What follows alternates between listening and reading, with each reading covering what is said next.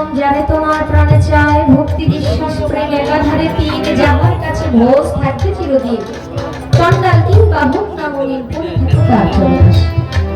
মানুষেতে বিবাদ ঘটে, মানুষেতে ভুল, মানুষেতে জ্ঞান বুদ্ধি, মানুষেতেই ভুল। কাটা দিয়ে তুই কাটালে খুল, মরিস না বিষের জ্বালায়। নরকেরই রাস্তা দিয়ে স্বর্গে চলে যাও, অমর হইবার ইচ্ছা থাকলে মরম ওষুধ খাও। যেখানে তোমার পিছলে পা উঠে দাঁড়াও সেই জায়গায়, মনসুরে কয় নিজে খোদা অপরাধ নাই তার। এক ভিন্ন দ্বিতীয় কইলে আমরা সকলেই গুণাগার, বিষ খেয়ে কারো হয় উপকার, অমৃত খেয়ে কেউ মারা যায়।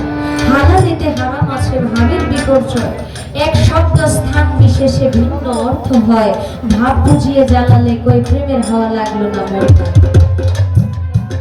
বিচার যদি করতে যাই, আমার বিচারে আমি সবচেয়ে বেশি দোষী।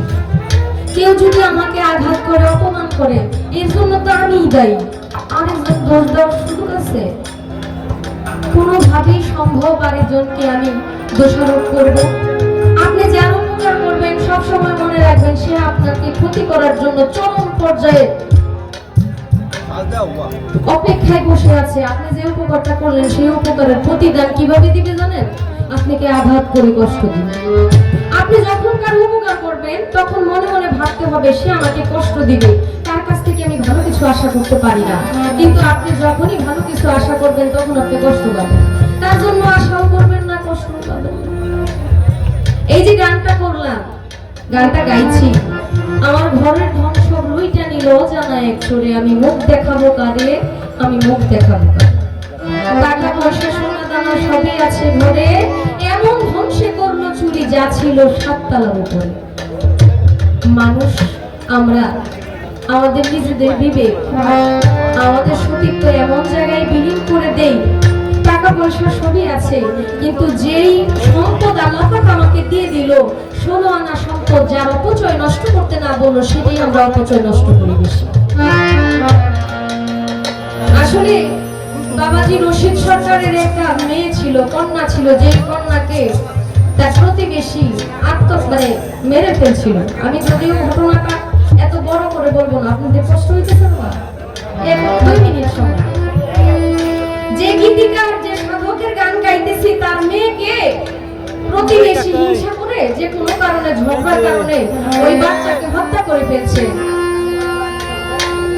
বাবাজি রশিদ সরকার যখন রাগান্বিত হয়ে আছে যে আমার মেয়েকে মেরে ফেলছে, আমিও তাকে মারা ফেলব, ওই খুনি বৈরাগর দরবারে যায় পিসের পায়ে পড়ে গেল যে রশিদ তোমাকে মারা ফেলবে, আমাকে বাঁচাও। রশিদ বাবাজান যখন তুলাচাঁদের কাছে গেল, তুলাচাঁদ বলল রশিদ তুমি আর সামনের দিকে আগাইও না, তোমার বিচার তোমার করতে হবে না, তুমি তাকে মাফ করে দাও। নিজের সন্তানকে একজন হত্যা করে ফেললো, এরপরও কোনো প্রতিবাদ করলো না।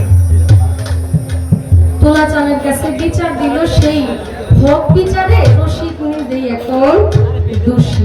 প্রত্যেকটা মানুষের জীবনে ঠিক তেমন, যার জীবনে কোনো মানুষকে অভিযোগ দেওয়ার কোনো সুযোগ নাই। আমার দোষী, আমি দোষী। আমি বিচার করলে আয়নাতে যেমন মুখ দেখা যায়, খুব সুদর্শন লাগে, আমার খুব সুন্দর লাগতেছে।